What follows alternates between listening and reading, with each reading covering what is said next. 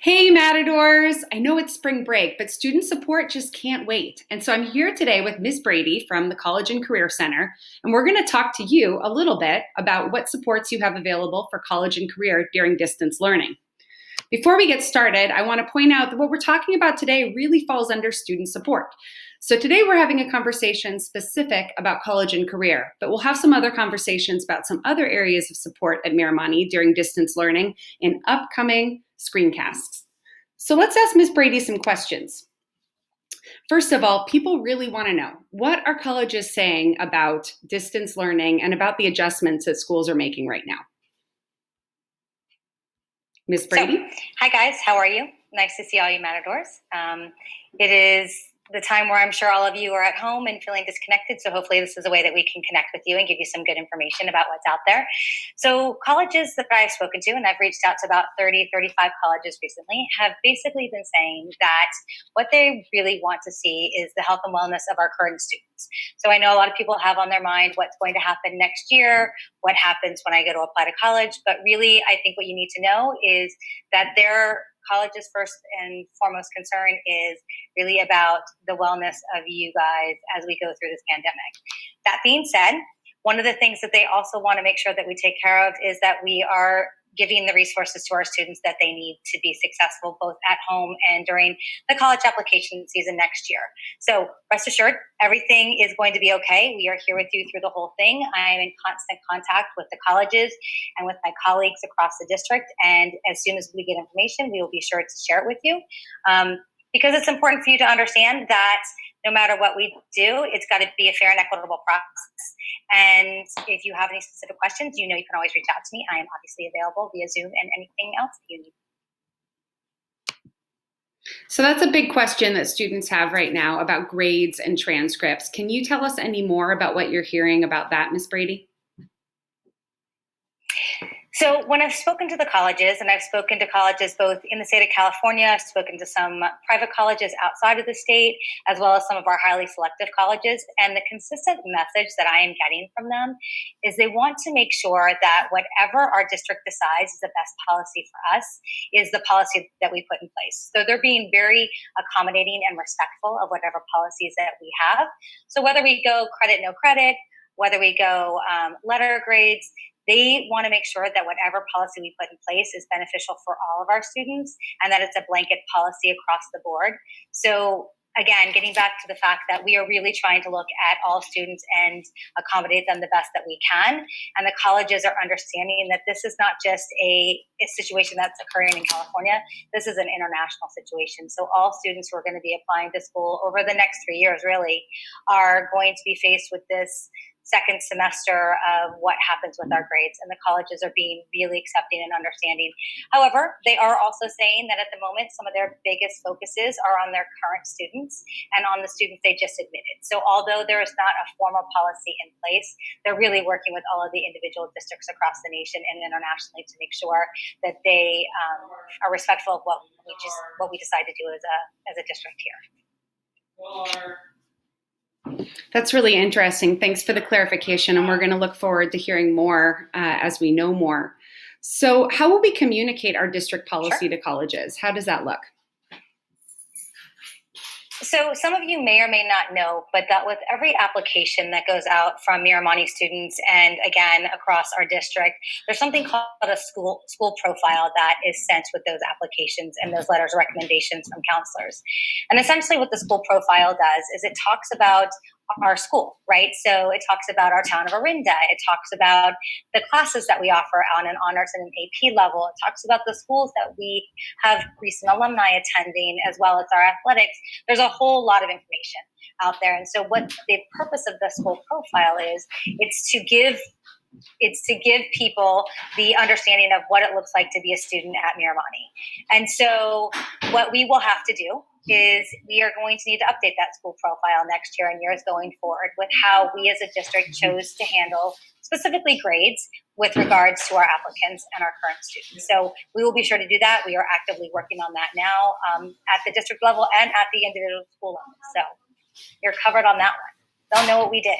Yeah, it sounds like that school profile really helps to paint a picture of what's happening at each individual school site and district so that colleges understand the things that may be out of the control of the students themselves. Yeah, absolutely. It's a really vital piece of information in most situations, but especially given the pandemic that we're in right now. Like they want to know what we've done and how we've gone to support our students and the decisions that we've made. Absolutely. Okay, so what's going on with standardized tests? So a couple levels of standardized tests to think about. So when we talk about the AP test, so for those of you who are currently enrolled in taking AP tests, hopefully you heard that the AP tests are still a go. Yay, right? Like I know you guys have worked really hard for that. So the AP test will still happen in May. What we do know about it so far is that they will be 45 minutes in length. So where they used to be 2.5 hours, they'll now be 45 minutes. And the subject material that they're going to cover should have been material that was covered up to March of this school year across the nation. So I'm happy to say that the majority of our teachers, I believe, are way ahead of what will be on those tests for our students. So from now till those tests in May, you should be pretty well ahead and prepared. As the teachers continue to institute their distance learning as we get back into school next week, I'm sure those AP classes are going to be looking at review. The subject matter for those tests has already been communicated out on College Board. So if you're interested,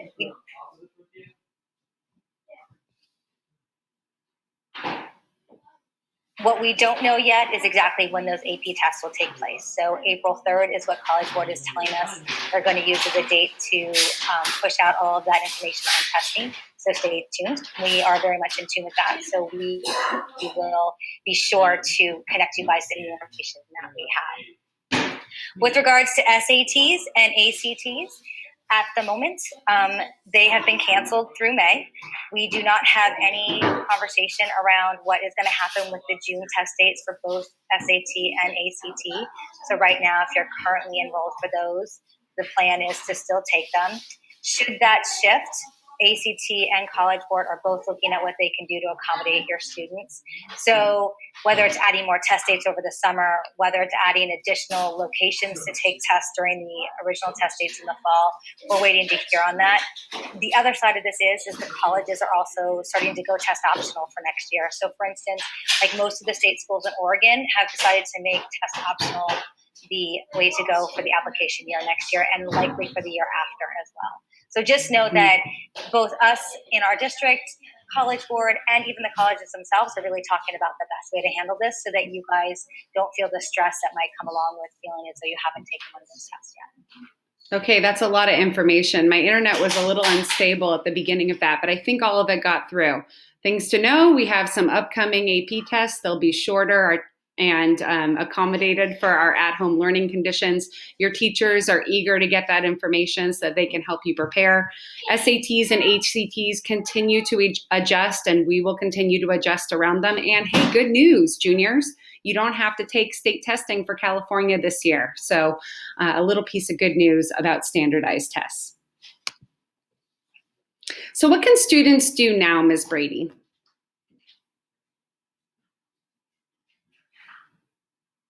All right, so I'm going to break this one down a little bit so that we can go specifically by grades. So seniors, as you know, I have been in constant communication with you guys. My calendar is still widely open to you. So just know you can reach out to me at any point because I know you're trying to decide what your post-secondary plans are going to be. And sometimes you have lots of great options and they're hard to sort through. So that's some of the best part of my job, getting to help you through some of that. So feel free to tap into my calendar and do that. For juniors, I know originally we had one-on-one meetings that were scheduled through our spring or up until our spring break. So I'm going to open my calendar back up for you guys. So you guys can start to have some specific conversations with regards to where you are, what you're thinking, and the best ways that I can help you through that.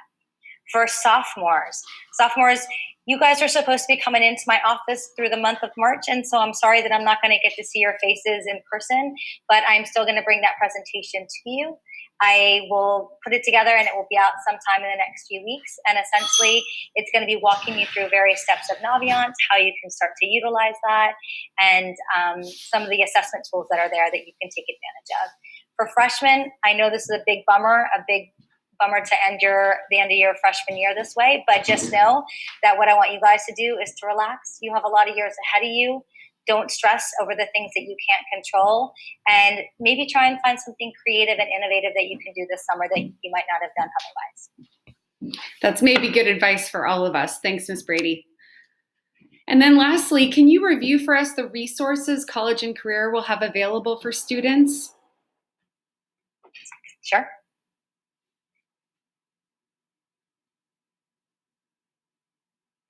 Sure.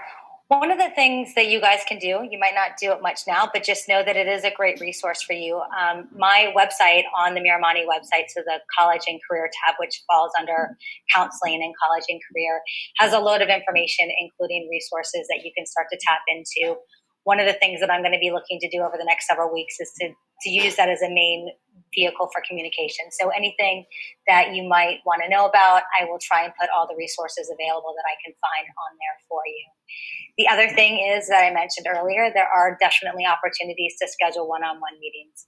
It's good to connect virtually, if nothing else, and to get a sense of like where you are with all of this and how I can best help you through the college and career aspect, or just even your thoughts around post-secondary planning.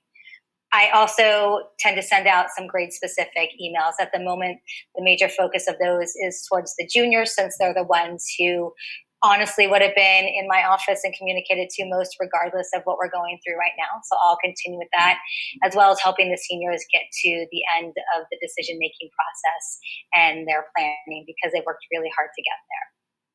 Well, thank you, Ms. Brady. I think that it's really evident that even though we're not at the home of the Mats together, there are still a lot of resources available for students in college and career. And students, we're going to help you continue to move forward in your ambitions, even as we are doing it from home. So reach out if you have any questions, and go Mats!